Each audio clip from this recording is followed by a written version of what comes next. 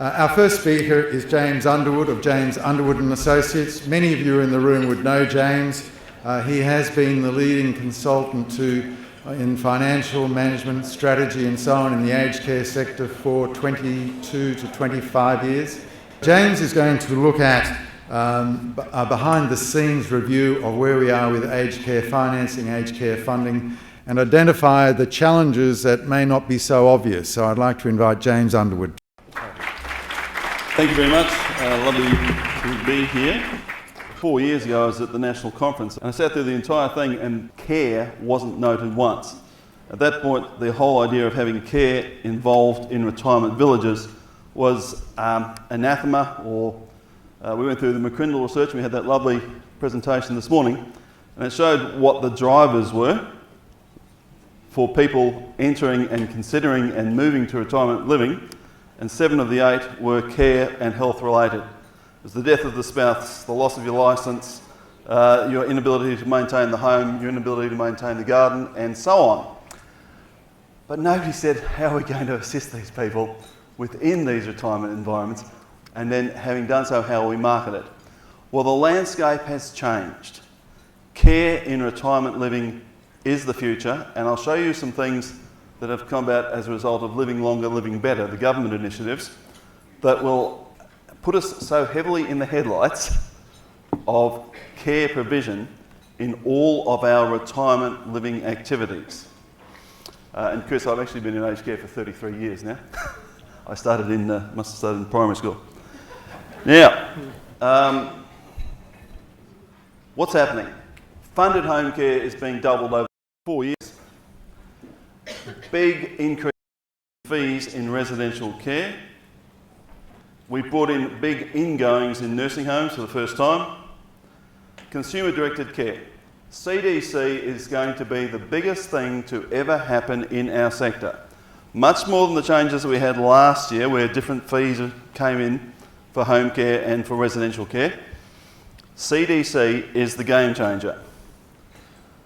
Funded home care is accredited, and we wanted to see what it means for retirement living. So what I've done is I've done a fair bit of research of overseas, and this happy gang here is from a study tour we did in Germany 2 years ago. And we had Justin Harrison's dad, he's standing beside me there at the back there, Justin, if you can see him, and from Villages Retirement Group, as well as a number of other villages and residential care people with us.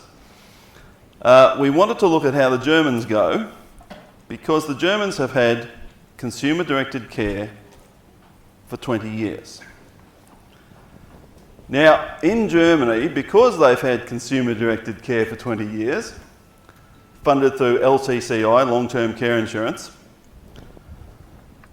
less than half of the people who are assessed as high care, funded as high care, that's nursing home high care, less than half of them actually live in residential care services. The rest of them live at home and in congregate aged living environments, what we would call retirement villages, manufactured home estates, etc. In Australia, at the moment, 44 out of every 1,000 persons aged 70 plus require top level care, what used to be called high care until last July. 44 out of every 1,000 live in nursing homes. Only 4 of those people who assess that maximum level of government funding, what used to be called EACHs and is now called level 4s, only 4 of them live at home or in retirement villages. There's the percentages. CDC will give the opportunity for those numbers to be reweighted. The enthusiasm for people to remain within their own home and to maintain independence is very high.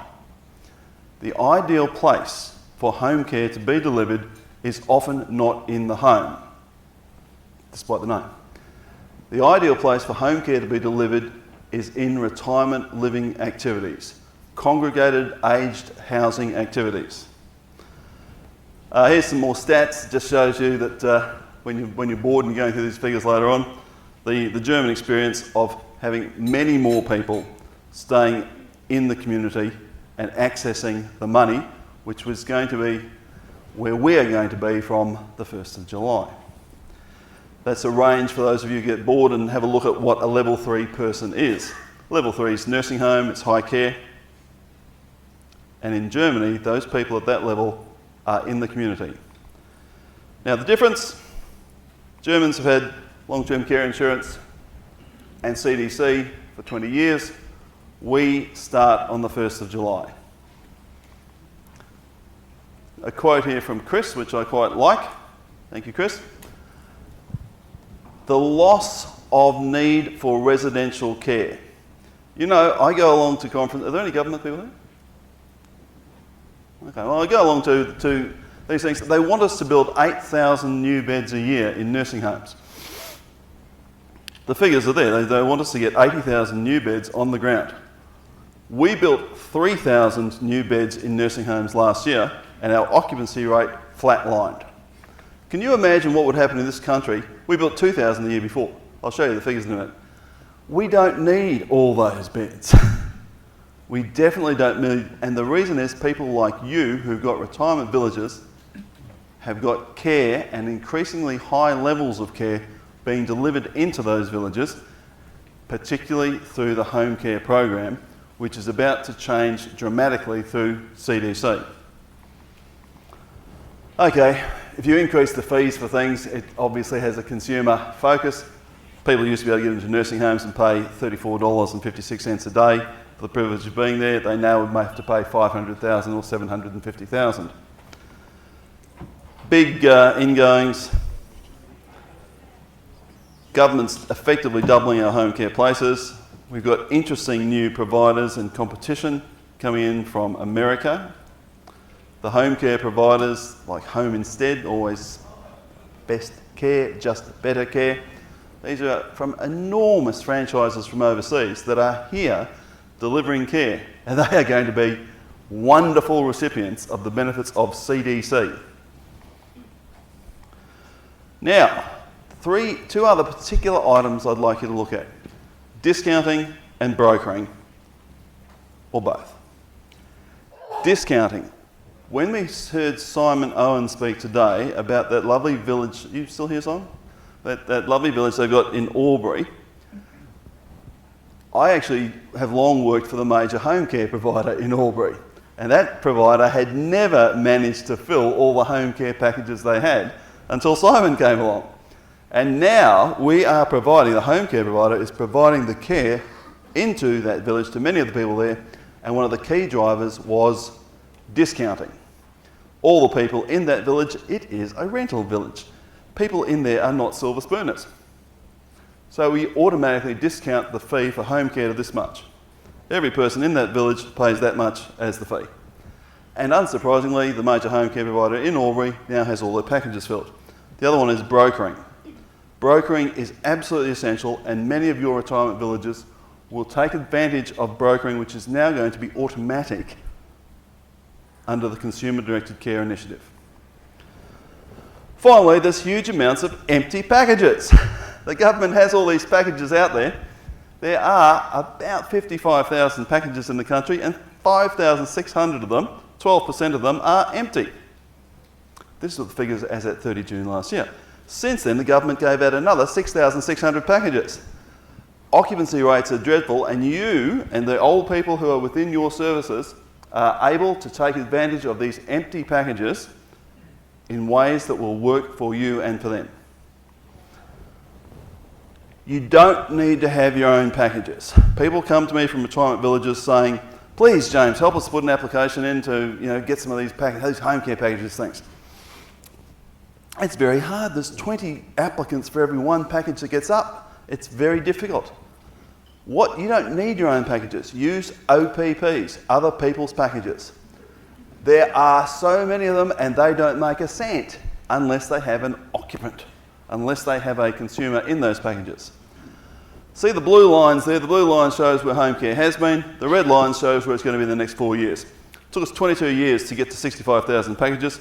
We're going to go way past 100,000 packages in 4 more years. There will be packages to burn. Statistics. I've seen some lovely stats today, and I'm an accountant by trade. I just love stats. But one of the things here, the government's benchmarks are all based on the number of people aged 70 plus. And the growth in the 70 plus is that top line. See that blue line that's sort of trending up quite nicely and going up? That's because in the next couple of years, the baby boomers are going to start turning 70. But they're not using care. 3/4 of all the people entering residential care are aged 80 plus. The majority of users of home care are aged 80 plus. And the 80 plus line is down below. It's that brownish line which is going along fairly boringly. And it's not going to start trending up until the baby boomers turn 80. Many of the nursing homes and activities that we have in aged care today will be long gone before we have a preponderance of baby boomers utilising them. Boomers are very important. They assist their family enormously in accessing residential care and home care. But they are not yet the people who are accessing it. Therefore, our government friends are actually using stats which show a massive growth in the 70 to 80-year-olds, therefore providing more packages, more residential care. There's lots of it out there, lots and lots more to come, 8,000 a year residential care places for the 70 to 80-year-olds who don't use the silly things. Occupancy. The black line is the occupancy in residential care for the last 10 years, and you can see it's going one way, it's going down and flatlining. The blue line is the occupancy in home care. It's dropped down to 88% last year. We're lucky to get past 90%, and the feds have already increased it by 10%. They came out in December this year. Those home care people are sitting out there saying, I want my packages filled, and you can help them to do it. There's occupancy rates in home care across Australia. This is the growth in residential care places across the nation. Can you imagine when we normally knock up 3,000 or 4,000 a year, what would happen if we actually started doing the 8,000 a year that the feds have budgeted for in Living Long, Living Better? Now, continuing on, costs. 1st of July last year, the cost to go to residential care went up spectacularly. Have a look at the bottom line there. The income tested fee or means tested care fee went from a maximum of $500 a week to a maximum of $1,600 a week. Many of our residents in our residential care get nice letters from DSS, DVA and DHS, Centrelink, telling us your co-payment is $208.68 a day. They used to get $240. Can you imagine how easy it is to market this? It is an opportunity for you in retirement villages for a few reasons. You don't have means-tested care fees for home care. You only have income-tested fees, and they're little. You never have to include the asset in the determination of the means-tested care fee because they are in a retirement village, and that asset is not part of the income testing arrangements. Home care fees went up bucket loads on the 1st of July last year for many people, but not for pensioners. For full pensioners, it stayed the same. For part pensioners, it went up from $67 a day to $67 a week, $9.70 a day, to $165 a week. For self-funded retirees, it's gone to $262.85. Now, this is a bit of a challenge for us. What it's meant is that those great waiting lists that we had in Sydney eastern suburbs and Sydney northern suburbs and similar places for people wishing to access level 2 packages, which is normally in Sydney 3.5 hours a week of assistance, of care, transportation, cleaning, that's the main one, and emotional support. The cost of that for a self-funded retiree went from being $67 a week to being $262 a week. Well, who's going to pay $262 a week to get 3.5 hours a week of assistance? Do the maths. It's as a result of which the waiting lists in our sector in the better heeled areas have declined mostly to nil.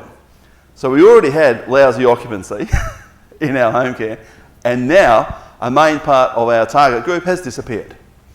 They will simply not access an activity that's going to cost them, $80 an hour. Tall trees. Tall trees is a typical activity, not dissimilar in many respects to the freedom that Patrick was involved with until recently. In tall trees, incredibly, because of the miracle of accessing home care, this Mrs. Jones, who actually exists, she's a typical person within the service, her ongoing costs of accessing this lovely unit, 2-bedroom unit, independent, front door, getting 5.5 hours a week of assistance like a normal lower care person, the cost for her is $41.84 a day. She's got meals, cleaning, laundry. This is the same, very similar to the freedom arrangements and other ones that we've spoken about today. If she went to a nursing home, she would be paying $65.49 a day. Now, Mrs. Jones is a typical person. She just came from a house that was worth $550,000. She's a full pensioner and she had $50,000 in the bank. She was very much a regular person that we see in Brisbane, Sydney, Melbourne, Canberra. Capital costs. This was the killer until last year, because you didn't have a capital cost going into a nursing home, but it all changed from the 1st of July. The capital cost typically in Brisbane, Sydney, Melbourne is around $500,000 to $550,000 to enter residential care. If she paid the same as what she would pay to go into a tall trees or a retirement village of yours where you are working hard to get the care, she would pay $399,000 at tall trees. If she paid $399,000 in the Resi Care service and left the balance outstanding, she would have a retention in a nursing home, in a government-funded nursing home, of just over $10,000 a year. And she gets no capital gain for the money that she's put into the nursing home as an ingoing, as a RAD. Whereas she has the potential for capital gain in most of your retirement villages. Now, you know, there's only 3 things you've got to do in your villages to allow people to access as much home care as the government's willing to give out, which is an awful lot. 1, you've got to have a coordinator. Somehow you've got to coordinate, be a champion for these people for the care. 2, you have to make sure they're safe at night. So they have a feeling that at night, if they press that buzzer, an appropriate thing will happen. And 3 is activity. Because as these services, as your retirement villages have older people in them and they stay longer, they become less vibrant, and you have to ensure that you have a good activity program which goes up as the age of the people and the frailty of the people goes up. Apart from that, the government subsidies are out there for these home care things. Person goes in a level 2 package, then they move to a level 3 package, they move to a level 4 package. Level 4 package is 14 hours a week of assistance, it's nursing home at home, it can go even higher, and the person receiving those packages pay no more, the same price, whether you're on a level 1, 2, 3 or 4 package. CDC, tailor-made for service integrated housing. It's not that complex. Now, when you are providing the care yourself in your village, it's such a different thing to when you are getting in who cares from outside. So the external group will come in and they will normally have a minimum engagement of 1 hour, sometimes 2 hours. They're only giving you, in Melbourne, 4 hours a week of assistance. So they can only come to you 4 times a week, if you're lucky. If instead your staff are providing the assistance, paid for by the provider, so the approved provider is out there paying you to provide the assistance, then you can do a medication prompt every morning, that's 5 minutes, and a medication prompt every afternoon, that's 5 minutes. You've only used up 10 minutes a day, that's 70 minutes, an hour and 10 minutes of a 4 hour a week package. The cleaning, you can use real cleaners, not personal carers who have cleaning as sort of an add-on thing that they're usually not very proficient at. You can provide transportation. You can do showers for 15 minutes. You know, if your staff are being brokered, and you only need a couple of stuff, you don't even it doesn't have to be your own stuff. You can put it out to home instead, or just better care, or always best care, or Dormicare, or whatever. You don't actually, but those people will be sitting there They can have a shower every day. Imagine that. Because if you are in a home care package, they're otherwise only going to come to you 3 times a week, 2 times a week, 4 times a week, but that's it. So you're going to only shower every second day or every third day. Not possible for external staff. Now, some providers only broker. Care Connect, they don't have any staff. So home care, there are home care providers out there, they don't have any staff at all. It's very simple. They only broker. Ideal for all your villages. Some do flexibly, some have brokerage and staff together. Care, a good Melbourne-based group would be typical for that. Now CDC, the new system, does not make brokerage compulsory at all. But it's almost impossible to think of any of your villages where you wish to broker to be prevented from doing so. And certainly, if the provider will not broker to you, do what we normally do, go to the other provider down the road. There are very few areas where we don't have 6, 8, 10 providers, and these days, their occupancy is rotten. They're all fighting to get you to go and assist them. It is amazing how successful these packages can work. I see Anglican retirement villages are here today. They provide level 4 packages to predominantly people who live alone, who are unlike the stats will normally show us that most people at that nursing home at home level are actually people who are assisted by a live-in spouse or a live-in child or a child down the road who comes in 7 days a week. Anglicans who are here, I mean, they've shown the majority of their people are actually living alone, either at home or in the Anglican retirement villages units, and getting nursing home at home. Now you can do all these things, and it's so wonderful that people stay with you for a long time. The easiest sale you can make is the sale you've already made.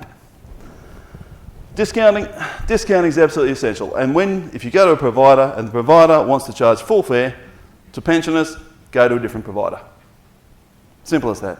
The success that Simon's had in Albury and many other services is that the providers are not so silly as to try and charge $67 a week to a full pensioner who's got no money. Doesn't work. So discount it fully. Some will discount, some will not discount. Obviously the ones I prefer are the home care providers who discount and broker. Income testing. Income testing is of no concern to pensioners because they don't pay income tested fees. Most of the people who are in Australia and are old are full pensioners. It is the major group.